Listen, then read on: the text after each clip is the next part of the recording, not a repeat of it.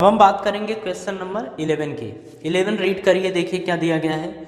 बोल रहा है कि torques of equal magnitude are applied to a hollow cylinder and a solid sphere both having the same mass and radius. The cylinder is free to rotate about its standard axis of symmetry and the sphere is free to rotate about an axis passing through its center. Which of the two will acquire a greater angular speed after a given time? ठीक है, बोल रहा है ये कि देखिए एक तो दिया गया है आपको होलो सिलेंडर, ठीक है, ये होलो सिलेंडर है और ये दिया गया है सॉलिड स्फीयर। बोल रहा है कि इसका जो मास है वो m और रेडियस r है, इसका जो मास है वो m और रेडियस r है, ठीक है। बोल रहा है कि इसके अबाउट जो टॉर्क लग रहा है वो टाउ और इसके अबाउट भी टॉर्क टाउ है। सॉरी, तो देखिए टॉर्क तो बोल रहा है कि सेम है, ठीक है।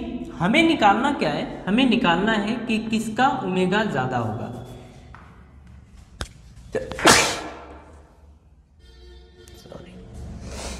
हमें निकालना है कि किसका ओमेगा ज़्यादा होगा, ठीक है। तो ओमेगा हमें निकालना है, तो ओमेगा के पास पहुंचने के लिए अगर टॉर्क दिया गया है तो हमें अल्फा भी चाहिए, यानी कि एंगुलर एक्सेलरेशन। तो हम मान लेते हैं कि इसका एंगुलर एक्सेलरेशन अल्फा 1 है और इसका एंगुलर एक्सेलरेशन अल्फा 2 है, ठीक है। अच्छा, इसके एक्सिस के अबाउट बोल रहा है कि मोमेंट ऑफ इनर्शिया, तो इसके एक्सिस के अबाउट मोमेंट ऑफ इनर्शिया जो होगा वो होगा mr² के बराबर, क्योंकि ये होलो सिलेंडर है और होलो सिलेंडर में होलो सिलेंडर एक रिंग की तरह होता है, तो उसका जो मोमेंट ऑफ इनर्शिया आता है वो mr² के बराबर आता है, ठीक है। बोल रहा है कि दोनों का टाउ सेम है, मतलब टाउ ये हम बोले कि tau 1 is equal to tau 2, ये गिवन है, ठीक है। अच्छा देखिए टाउ इज इक्वल टू होता है आई अल्फा, तो हम बोलते रहे कि यहाँ का मोमेंट ऑफ इनर्शिया I1 और यहाँ का एंगुलर एक्सेलरेशन अल्फा 1 है और यहाँ का I2 और ये अल्फा 2 है, ठीक है, ये चीज़ है। तो I1 की वैल्यू होगी mr², ठीक है, अल्फा 1 ये आ जाएगा, इज इक्वल टू ये सॉलिड स्फीयर है तो इसका मोमेंट ऑफ इनर्शिया आता है 2/5 mr² के बराबर, ठीक है, ये आता है। तो हम यहाँ पे लिखेंगे 2/5 mr², तो 2/5 mr² ये आ गया इंटू अल्फा 2, ठीक है। अब ध्यान से देखिए mr² से mr² कैंसिल हो गया, अब अल्फा 1 की वैल्यू आ गई है 2/5 अल्फा 2, ठीक है। या फिर हम इसको ऐसे भी तो बोल सकते हैं कि अल्फा 1 अपॉन अल्फा 2 की वैल्यू आई है 2/5।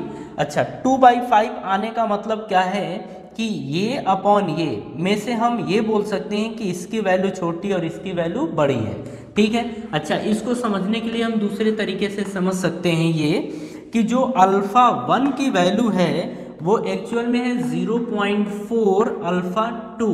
तो जब ऐसा रिलेशन आता है तो हम ये समझ देते हैं कि जो अल्फा 1 की वैल्यू है वो 1 से छोटी है, क्योंकि 0.4 अल्फा 2 है, अल्फा 2 का 0.4 मतलब टाइम्स है, ठीक है। ऐसे तो हम यहाँ पे क्या बोलने वाले हैं कि जो अल्फा 1 की वैल्यू है वो अल्फा 2 से छोटी है, ठीक है, ये होता है।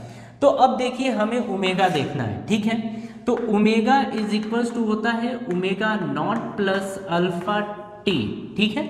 ओमेगा नॉट की वैल्यू हम 0 ले लेते हैं, हम ये मान लेते हैं कि शुरुआत में एंगुलर स्पीड 0 था, ठीक है। ओमेगा इज इक्वल टू आ जाएगा अल्फा टी। अच्छा टी यहाँ पे सेम है, सेम का मतलब अपन बोल सकते हैं कांस्टेंट है, ठीक है। तो ओमेगा डायरेक्टली प्रोपोर्शनल टू आ जाएगा अल्फा के बराबर। तो हम ऐसे समझेंगे कि जिसका अल्फा ज़्यादा होगा उसका एंगुलर स्पीड भी ज़्यादा होगा, ठीक है। और हम यहाँ पे क्या देख रहे हैं कि अल्फा 2 की वैल्यू ज़्यादा है अल्फा 1 से, तो हम यहाँ पे ये मान लें कि इसका जो एंगुलर स्पीड है ओमेगा 1 और इसकी जो एंगुलर स्पीड है ओमेगा 2 है, ठीक है। तो हम देखिए अल्फा 2 ज़्यादा है तो हम ये बोलेंगे कि ओमेगा 2 की वैल्यू ज़्यादा होगी ओमेगा 1 से, यानी हम बोलेंगे जो एंगुलर स्पीड आएगा सॉलिड स्फीयर का वो ज़्यादा होगा as compared to hollow cylinder. ठीक है, ये होगा। तो ये बात समझ में आ गई कि किस तरीके से इस क्वेश्चन को सॉल्व किया जाएगा। ठीक है।